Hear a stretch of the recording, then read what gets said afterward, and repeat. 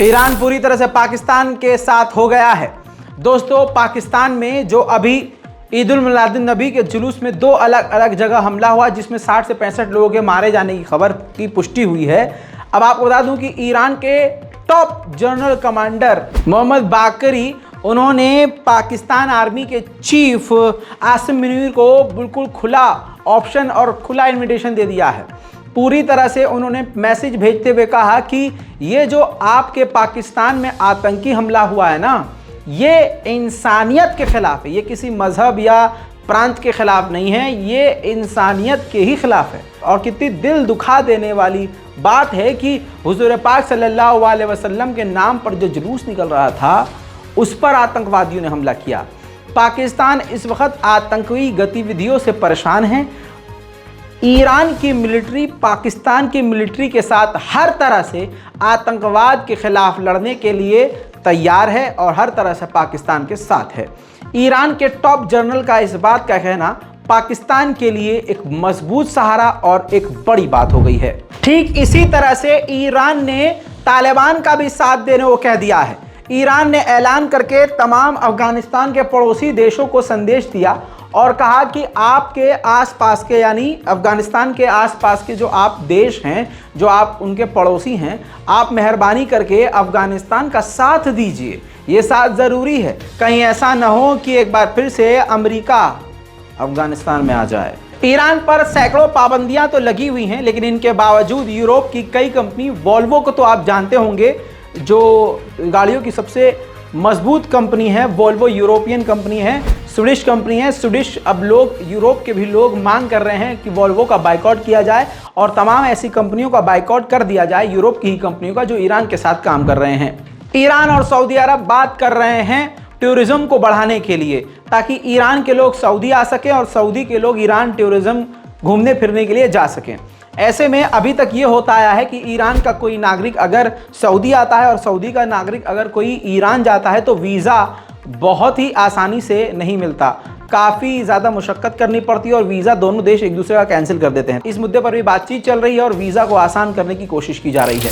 Iran के अंदर जो सऊदी अरब की एम्बेसी है, उसके अंदर सऊदी अरब ने अपना नेशनल डे बनाया है, जिसकी तस्वीर सामने आ गई है, जहाँ पर ईरान के कुछ अधिकारी भी साथ में नज़र आ रहे हैं।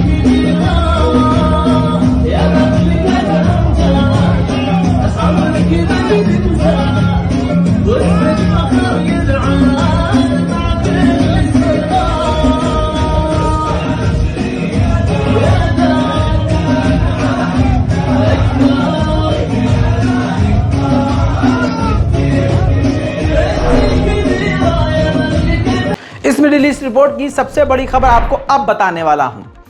वीडियो को आखिर तक देखिएगा और इस बारकोड का इस्तेमाल जरूर कीजिएगा, क्योंकि अब कोशिश की जा रही है किसी भी तरह से रज़ाग्राफी की खबरें बंद की जा सकें।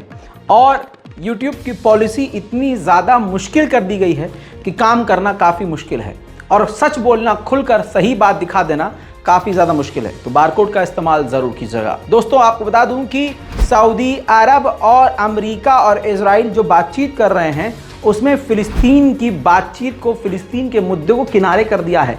दुनिया के सबसे बड़े अखबार रॉयटर्स में ये पूरी रिपोर्ट छपी है, जिसमें से कुछ बातें आपको बताना ज़रूरी समझ रहा हूँ। उसकी पहली बात आपको बता दें कि फ़िलिस्तीन का मुद्दा किनारे कर दिया है। बहरीन के साथ सिक्योरिटी डील करी हुई है अमेरिका ने कि अगर बहरीन पर कोई भी हमला करेगा तो अमेरिका खुद मदद के लिए आएगा। अमेरिका की मिलिट्री, अमेरिका अपना खजाना खोल देगा, अमेरिका अपने हथियारों की खेपें खोल देगा, पूरी तरह से मदद करेगा। अब खबर यह है कि सऊदी अरब के साथ बहरीन से भी बड़ी सिक्योरिटी डील कर सकता है अमेरिका, बल्कि वो होने वाली है, जो सऊदी अरब की डिमांड थी। यानी अब तक की सबसे बड़ी सिक्योरिटी की डील अरब देशों में सिर्फ सऊदी अरब के साथ करने वाला है अमेरिका। और सऊदी अरब इसके बाद एक ऐसा देश बन जाएगा जो नेटो में तो नहीं है, लेकिन नेटो में न होने के बावजूद अमेरिका का सबसे बड़ा सिक्योरिटी अलायंस बन जाएगा, साथी बन जाएगा। और अमेरिका ये इसलिए कर रहा है क्योंकि अमेरिका नहीं चाहता कि मिडिल ईस्ट में चाइना की एंट्री हो। अगर अमेरिका सऊदी अरब को सिक्योरिटी नहीं देगा तो कहीं ऐसा ना हो कि सऊदी अरब चीन से हाथ मिला ले और उससे सिक्योरिटी की एग्रीमेंट कर ले। इस वजह से अमेरिका चाइना को पीछे करने के लिए ये डील कर रहा है। साथ में अमेरिका ने ही बताया है कि अगर ये डील हो जाती है तो मिडिल ईस्ट में सबसे बड़ा अलायंस अरब देश के साथ जो होगा वो सऊदी अरब होगा, और इसके बाद नॉर्मलाइजेशन इजराइल से होना और भी आसान हो जाएगा, और इसके बाद कई और काम आसान हो जाएंगे। यानी कुल मिला के सऊदी अरब बिल्कुल सगा भाई बनने वाला है अमेरिका का। और साथ में आपको बता दूं कि फिलिस्तीन के मुद्दे को ठंडे बस्ते में डाल दिया गया है। उधर दोस्तों 300 अलग अलग इंटरनेशनल एकेडमिक ग्रुप जो संस्थानें हैं, एजेंसियां हैं, ह्यूमन राइट वॉचडॉग की भी इसमें काफ़ी सारी एजेंसियां हैं, और अरब कुछ लोग भी इसमें एक्टिविस्ट भी शामिल हैं। 300 टोटल ऐसे लोग हैं जिन्होंने बाइडेन को चिट्ठी लिखी है और कहा है कि सऊदी अरब से जो आप बातचीत कर रहे हैं, इजराइल से जो बातचीत कर रहे हैं, इसमें फ़िलिस्तीन का मुद्दा ज़रूर उठाइए। फ़िलिस्तीन का सॉल्यूशन ज़रूरी है, वरना फ़िलिस्तीन हमेशा के लिए मिट जाएगा और वॉशिंगटन ही ये काम कर सकता है। उधर दोस्तों जो कोई ना कर सका IAEA ने कर दिया है। इंटरनेशनल एटॉमिक एनर्जी एजेंसी ने एक बड़ा कदम उठाया है। ये एक ऐसी संस्था है जो पूरी दुनिया के परमाणु बमों पर, परमाणु मेंटेनेंस पर ध्यान देती है। कौन सा देश परमाणु बना रहा है और वो कैसे बना रहा है, किस रफ्तार से बना रहा है, कितना खतरनाक बना रहा है, उनकी जांच पड़ताल ये करता रहता है। इसको पूरी दुनिया से मान्यता प्राप्त है। इस संगठन IAEA ने फ़िलिस्तीन को स्टेट मानने का ऐलान कर दिया है। अब वो फ़िलिस्तीन को अलग स्टेट मानेगा, फ़िलिस्तीन को वो फ़िलिस्तीन मानेगा, इजराइल नहीं। उधर कतर ने इजराइल को लताड़ लगाई है, एक तरह से कटाक्ष कर दिया है। IAEA कौन सी संस्था है आपको मालूम है, और इजराइल चोरी चुपके परमाणु बम भी बना रहा है, उसका न्यूक्लियर पावर प्लांट भी है और न्यूक्लियर प्लांट भी है। ऐसे में कतर ने कहा है कि ये जो इनका न्यूक्लियर है, पूरा प्लांट है इजराइल का, इसको भी IAEA के अंतर्गत आना चाहिए। पूरी जांच इसकी भी होनी चाहिए और IAEA इस पर भी इन्वेस्टिगेशन करे और इस पर नज़र रखे। उधर वेस्ट बैंक में रोज की तरह फिलिस्तीनियों को लगातार मार रहा है। वेस्ट बैंक में एक बार फिर से ये देखिए, एक फिलिस्तीनी नौजवान को इजराइल ने फिर से कत्ल कर दिया। UN की, अमेरिका की और अंतर्राष्ट्रीय और यूरोपीय यूनियन की रिपोर्ट साफ कह चुकी है कि इजराइल ने इस आधे साल में इतना जुल्म कर दिया है कि पिछले 10 साल में कभी इतना जुल्म उसने नहीं किया होगा फिलिस्तीनियों पर। इसके बाद रमल्ला के फिलिस्तीन के इलाके में फिलिस्तीनियों ने प्रदर्शन किया है इजराइल के खिलाफ।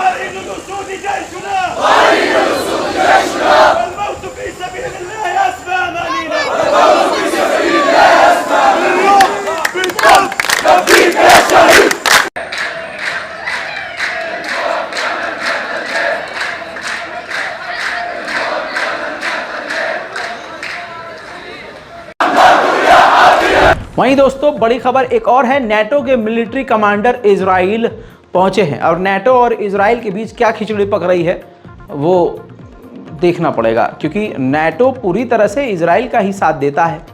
हो सकता है नेटो के जो मिलिट्री हेड हैं वो यूक्रेन के मुद्दे पर बात करने गए हों, या दूसरा मुद्दा है ईरान के खिलाफ। उधर आर्मीनिया को लेकर कंफर्म खबर, आर्मीनिया के 1 लाख से ज्यादा लोग नारगोनो काराबाख से निकल चुके हैं, जमीन को छोड़ चुके हैं। आर्मीनिया का एनवॉय जो इजराइल में है उसने बड़ा बयान दिया। उसने कहा कि अजरबैजान को हथियार इजराइल देता है, उसी इजरायली हथियार का इस्तेमाल करके अजरबैजान आर्मीनिया के मासूम लोगों को मार रहा है। उधर आर्मीनिया की हालत खस्ती है। 1 लाख से ज़्यादा लोग अचानक से जब बॉर्डर का इलाका छोड़कर आर्मीनिया में जाएंगे तो होगा क्या। तो यूरोपीय यूनियन से आर्मीनिया ने मदद मांगी है। उधर अजरबैजान ने फिर से परेशान कर देने वाली खबर बताई है। अजरबैजान ने आधिकारिक तौर पर बताया है कि आर्मीनिया के एक स्नाइपर के द्वारा हमारे एक अजरी सैनिक को कत्ल कर दिया गया है। हालांकि आर्मीनिया ने इसको नकार दिया है। उधर अमेरिका में अजरबैजान के जो एनवॉय हैं, अम्बेसडर हैं, उनके ऊपर वहां रहने वाले आर्मीनिया के लोगों ने हमला कर दिया। उनके ऊपर पानी फेंका, कई तरह की चीज़ें फेंकी, काफ़ी ज़्यादा उनको परेशान किया गया।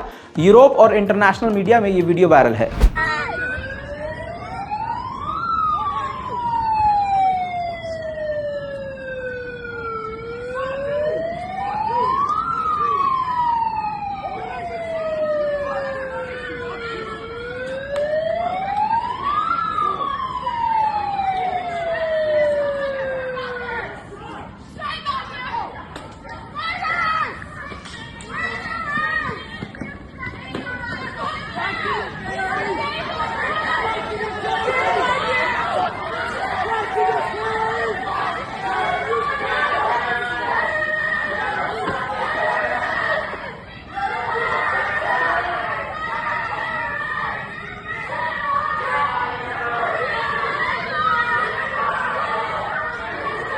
इसी तरह से लेबनान में अजरबैजान के दूतावास पर आर्मीनिया के लोगों ने हमला किया था। इस हमले में जो झड़प हुई तो आर्मीनिया के लोगों ने 25 लेबनीज मिलिट्री को घायल कर दिया है। उधर बर्लिन में भी आर्मीनिया के समर्थन में जर्मनी के लोग सड़कों पर उतरकर प्रदर्शन कर रहे हैं और अजरबैजान के खिलाफ गुस्सा दिखा रहे हैं।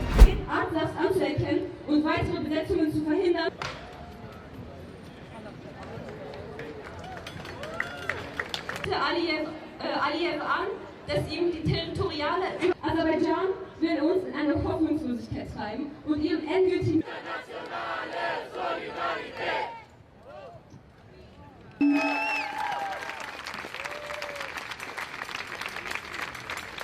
Unsere Realität überschneidet। एक बार फिर से दोस्तों स्वीडन में देखिए कुरान जलाई जा रही थी। स्वीडन ने आधिकारिक तौर पर इसकी परमिशन दी थी। मुसलमान लोग इसका विरोध कर रहे थे। एक मुस्लिम व्यक्ति ने जब जाकर कुरान को बचाने की कोशिश करी तो उल्टा उसी मुसलमान को गिरफ्तार कर लिया गया। स्वीडन का ये गंदा चेहरा एक बार फिर सामने आया है। मिडिल ईस्ट की स्पेशल रिपोर्ट में आज के लिए इतना ही। चैनल को सब्सक्राइब करना मत भूलिएगा। मैं हूं रजा और आप देख रहे हैं रजाग्राफी। जय हिंद।